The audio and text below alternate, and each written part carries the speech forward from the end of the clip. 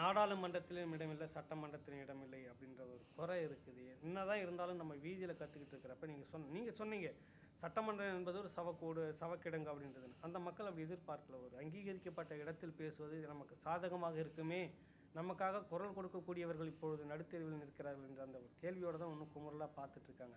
இதுக்கான பதில் உங்ககிட்ட இருந்து ஒன்றும் சரியாக வரல. கேளுங்க. சட்டமன்றத்தில் பேசினால் பலன் கிடைக்குமா?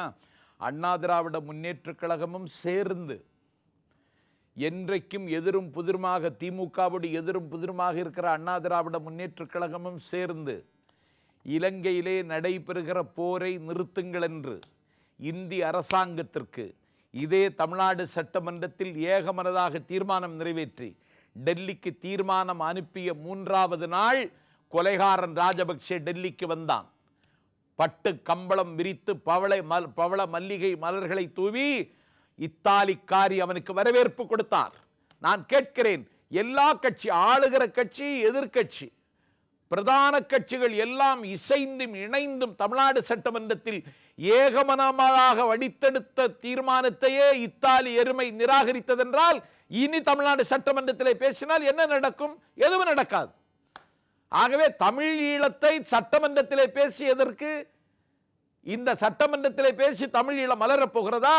நாளைக்கு நாங்களே தமிழ் ஈழத்தை ஆதரித்து தமிழ்நாடு சட்டமன்றத்திலே தீர்மானம் கொண்டு வருகிற ஆண்மை ஜெயலலிதாவுக்கோ கருணாநிதிக்கோ இருக்கிறதா? இல்லையே. பின்ன ஏன் சட்டமன்றத்தை பற்றி பேசுகிறீர்கள்? புலம்பெயர்ந்த தமிழர்களுக்கு அப்படி ஒரு ஐயம் கவலையும் இருக்குமானால் வைகோவின் தம்பி தெளிவுபடுத்தி விடுகிறேன். ஆளுகிற கட்சியும் எதிர்கட்சியும் பிரதான கட்சிகள் இசைந்தும் இணைந்தும் இலங்கையிலே நடைபெறுகிற போரை நிறுத்துங்கள் என்று மத்திய அரசாங்கத்திற்கு வேண்டுகோள் வைத்த பொழுது அந்த வேண்டுகோளை ஏற்காமல் அந்த போரை நடத்தியதே இந்தியாதான். போர் விமானங்கள் கொடுத்தது இந்தியாதான். வீகம் வகுத்து கொடுத்தது இந்தியாதான். களமாடுவதற்கு போர் வீரர்களையும் நவீன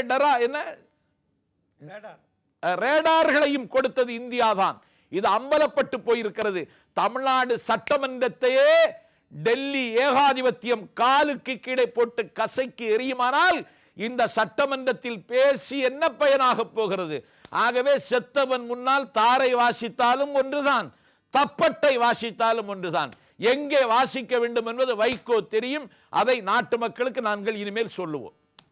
இப்ப ஒரு கட்சியினுடைய தலைவராக உங்களை நான் பார்க்கல. ஒரு சாதாரணமாக இருக்கக்கூடிய எங்களை மாதிரியே ஒருத்தர், உங்களுக்கு ஒரு தனிப்பட்ட ஆசை இருக்கும், ஒரு வாக்காளராக வச்சுக்கோங்களேன். திராவிட முன்னேற்ற கழக கட்சியினுடைய கூட்டணி ஜெயிக்க வேண்டுமா, இல்லை அண்ணா திராவிட முன்னேற்ற கழகத்தினுடைய கூட்டணி ஜெயிக்க வேண்டுமான்னு இப்போ கேள்வி இருக்கு. ரெண்டுல ஏதாவது ஒன்று வெற்றி பெறும். நீங்கள் எதுவாக இருக்கணும்னு ஒரு ஆசை உங்களுக்கு இருக்கு. நான் கட்சி சார்பாக அதை கேட்கல, அதனால் கட்சி சார்பாக பதில் வேணாம். உங்களோட ஒரு வாக்காளராக உங்களுடைய ஆசையை சொல்லுங்க. 2 பேரும் ஜெயிக்கப்படாது. தமிழ்நாட்டில் ஒரு தொங்கு சட்டமன்றம் வர வேண்டும். பீகார் போன்ற ஒரு முடிவை தமிழ்நாட்டு மக்கள் மேற்கொள்ள வேண்டும். மீண்டும் ஒரு தேர்தலுக்கு தமிழகம் தயாராக வேண்டும். ஆகவே இருவரும் வெற்றி பெறக்கூடாது. இருவர் இல்லாமல் யார் வெற்றி பெற்றாலும் அவர்களை வரவேற்போம். அவர்கள் ஒரு சுயேட்சையாக இருந்தாலும் சரிதான். ஆகவே இவர்கள் இருவரும் வெற்றி பெறுவது நாட்டுக்கு பெரிய கேடு. ஆகவே இவர்கள் வெற்றி பெறுவதை நான் விரும்பவில்லை. குமுதம் இணையதள நேயர்களுக்கு வேண்டி இந்த ஒரு நெருக்கடியான சூழ்நிலையில், குறிப்பாக இப்பொழுது பல ஊர்களில் தொடர்ச்சியாக அடுத்தடுத்து ஒரு அரங்கு நிகழ்ச்சிகளை வைத்து கொண்டிருக்கின்ற இந்த நெருக்கடியான நேரத்தில் எங்களது அழைப்புக்கு ஏற்ப இந்த தளத்திற்கு வந்து பல்வேறு கேள்விகளுக்கும் மிக தெளிவான ஆவேசமான பதிலை ஆழமான கருத்தோடு பதிவு செய்திருக்கின்றீர்கள். நன்றி, வணக்கம். நன்றி, வணக்கம். குமுதம் இணையதளத்தின் மூலம் உலகெங்கும் வாழக்கூடிய தமிழர்களுக்கு நாங்கள் இப்பொழுது அரசியலில் எடுத்திருக்கிற நிலைப்பாட்டை விரிப்பதற்கும் விவரிப்பதற்கும் ஒரு வாய்ப்பு வழங்கியிருக்கின்ற குமுதம் நிறுவனத்திற்கு கோடி நன்றிகளை கொட்டி மகிழ்கிறேன். உலகெங்கும் வாழக்கூடிய தமிழர்களின் இதயத்தில் எனக்கான ஒரு இடத்தை மீண்டும் பதிவு செய்வதற்கான வாய்ப்பை பெற்றதில் மகிழ்கிறேன், பரவசமடைகிறேன். நன்றி, வணக்கம்.